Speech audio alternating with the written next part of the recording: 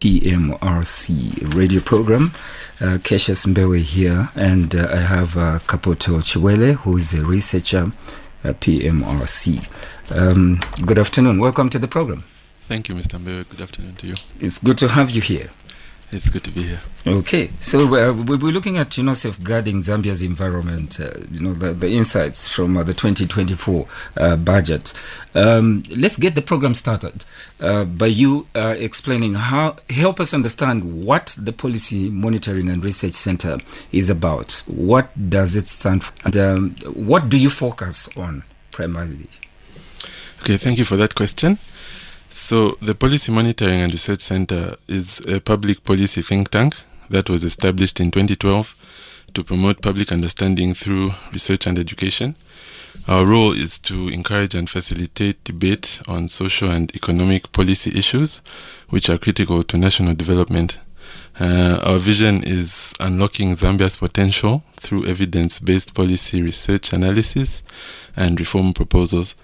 And we are also a grant-aided institution by way of Gazette Notice number 123 of 2021 under the Ministry of Finance and National Planning. And our core analytical thematic areas include economic development, good governance, natural resources and the environment, and social development and livelihoods, where we have about 4 stated aims, which are to promote public understanding through research and education, like I said, to encourage debate on social and economic policy issues which are critical to poverty reduction, to disseminate research-based reform proposals, and lastly, to support government machinery in recommending policy and procedure. Okay, well articulated there. Now, let's talk about the 2024 budget. How does the allocation for environmental sustainability in the 2024 budget compare to previous years? Okay, so the allocation for environmental sustainability in the 2024 budget is about 1.4 billion kwacha, which constitutes about 0.8% of the national budget. We can see that this is a significant increase compared to previous years, because in 2023, the allocation for environmental sustainability was approximately 1 billion kwacha, which was about 0.6% of the budget. And in 2022, it was around 971 million kwacha, which was about 0.6% of the budget. So we can see that the 2024 allocation marks a noteworthy increase of about 36% compared to 2023, which reflects a growing commitment by government to safeguarding the environment. Let's look at the factors that contributed to the increase in funding. Okay, I think several factors contributed to this increase. In the first place, we see that government has a growing recognition of the importance of environmental sustainability and the need to address critical environmental challenges. And then I think the increase also came about because of an increasing commitment to promoting green growth and addressing issues related to the exploitation of forestry and sustainable natural resource management. Then there's also an emphasis now on climate change mitigation and adaptation through climate resilient infrastructure development. So we see that this increase in funding is a positive sign, like I've mentioned, of government's dedication to environmental protection and sustainability. But it's also crucial, if I might add, that the necessary policy and legislative measures are developed to effectively utilize the budget allocation.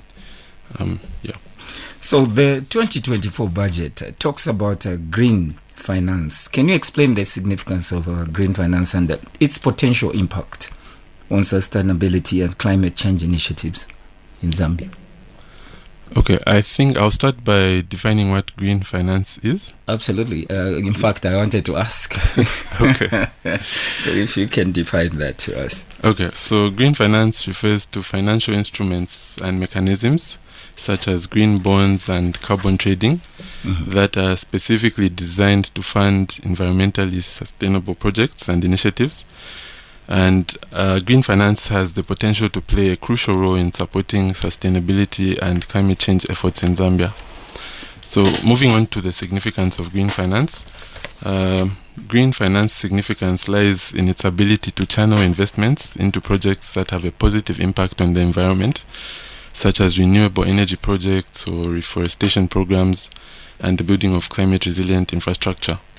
So with that being said, green finance can contribute to environmental sustainability by funding projects and reducing greenhouse gas emissions, which assist with mitigating climate change.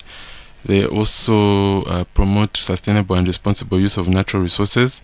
And then green finance can also encourage the adoption of eco-friendly technologies and practices. And lastly, it can enhance environmental conservation and protection efforts. And let me also say that green finance can attract much needed investments into various sectors in the country, which then is likely to result in fostering economic growth while reducing environmental harm at the same time. It can also facilitate with the transition to a low carbon, climate resilient economy.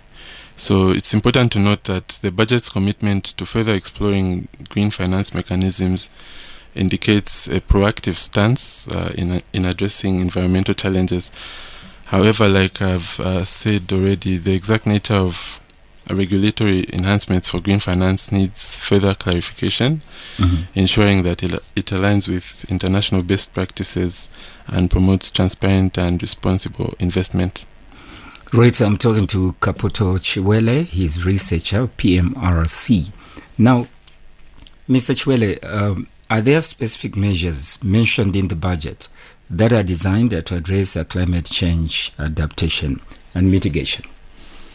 Yes, there are. The 2024 budget includes specific measures aimed at addressing climate change adaptation and mitigation in the country. And some of the notable projects and programs mentioned in the budget, firstly, the budget talks about early warning systems enhancement, where the budget highlights the government's commitment to expanding early warning systems for adverse weather conditions.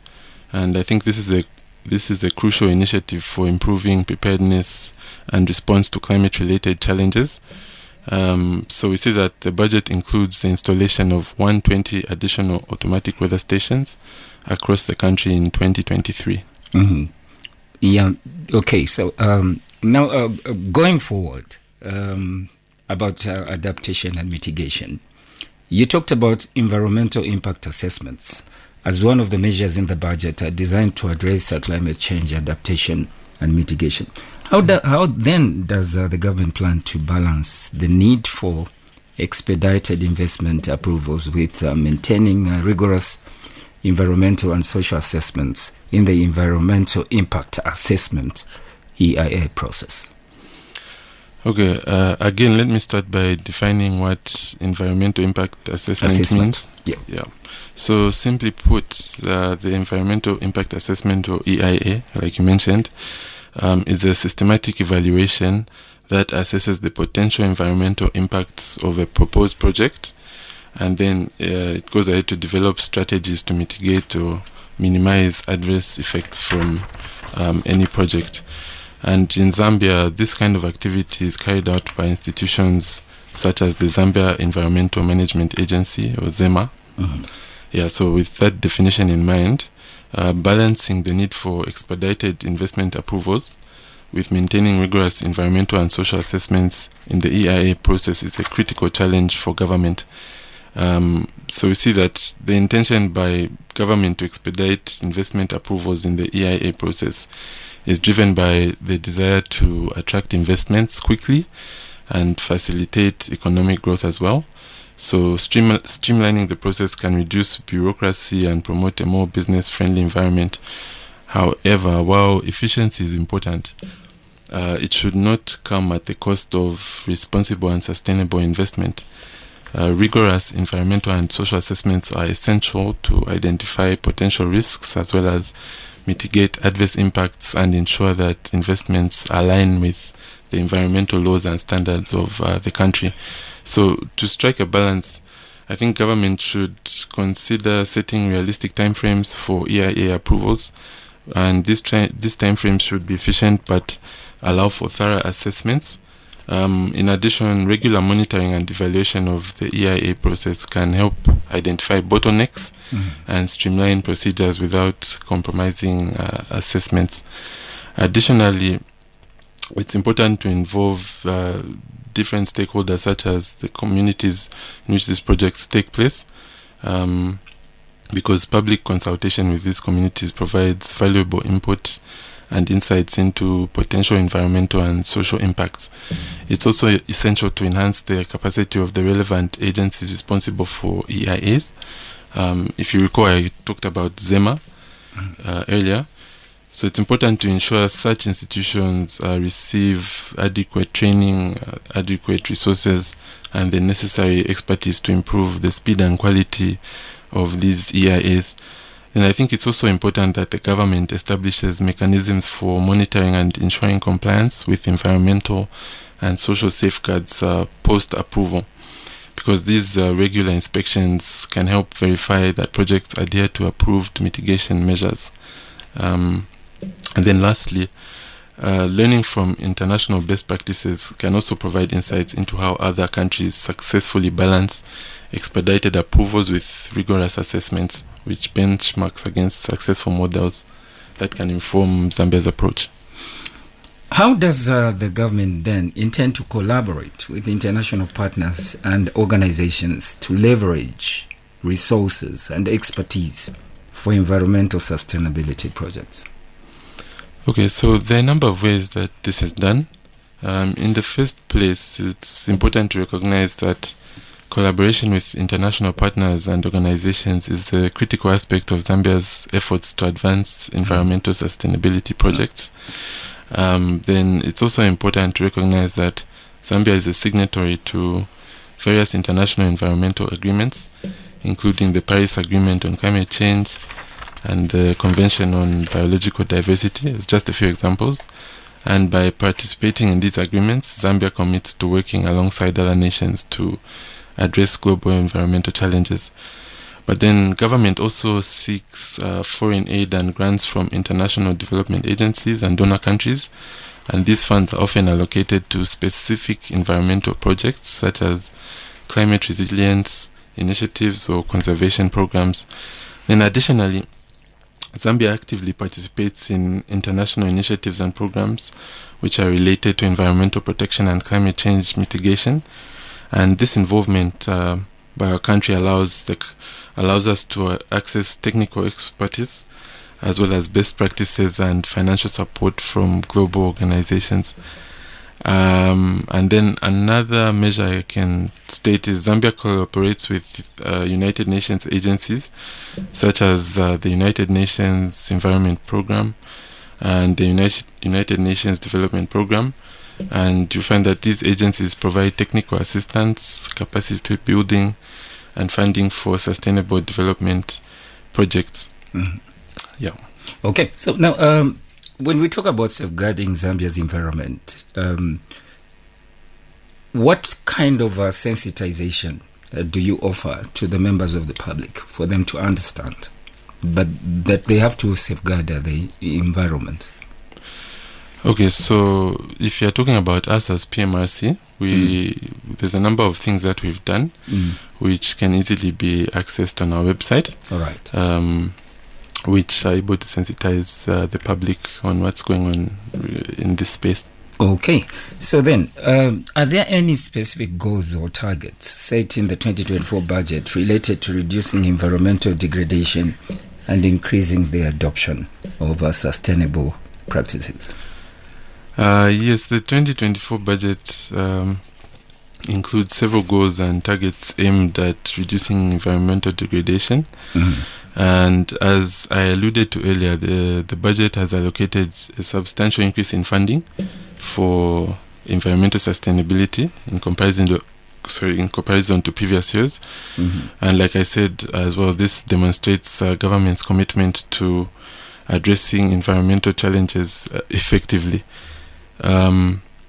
Then we can also see from the 2024 budget that there's an emphasis by government on green growth. We also see that the budget highlights a continued focus on climate change mitigation and adaptation efforts. And these measures aim to reduce greenhouse gas emissions, as well as enhance climate resilience and help the country cope better with the impacts of climate change. Something else we see is that government plans to promote innovative financing mechanisms, which I alluded to earlier, for climate change interventions, such as the use of green bonds and carbon trading. The budget also underscores the importance of strengthening climate resilience in various sectors, including agriculture and natural resource management. Then I think Zambia has also established international partnerships such as the UK Green Growth Compact to facilitate foreign direct investment in sustainable sectors like renewable energy and urban planning. And you see that these partnerships contribute to sustainability goals. So something else I'll add is government has acknowledged the significance of early warning systems in improving preparedness and response to adverse weather events and environmental challenges through, like we talked about, the EIA, and investments have been made to expand some of these systems. And lastly, efforts are underway to promote public awareness and engagement in environmental protection and climate change mitigation, and citizens are encouraged to participate in some of these efforts. So climate change is for real. It's there. Okay, your final remarks. Yeah. Yeah, so your final remarks.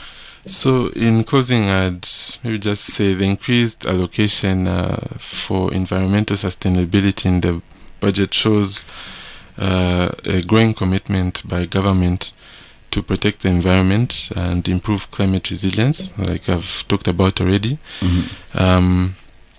Maybe what I'd say is that the effective use of these funds relies on concurrent policy and legislative measures which need to be put in place, because clear policies are essential for a successful execution and sustainable outcomes. And then we also see that there's a huge significance on that's been placed on green finance. So it's important to understand the significance of green finance and its impact on sustainability and climate initiatives. I think it's also important that clarity is given on how these mechanisms will work. And then the final thing I'd say is that you can read more about our analysis of the 2024 national budget on our website at PMRC.com. Okay, Mr. Chiwele, I would like to thank you most sincerely for coming through and sharing with us, the safeguarding Zambia's environment. Yeah, thank you very much for having me, Mr. Mbewe. Yeah, sure. Thank you.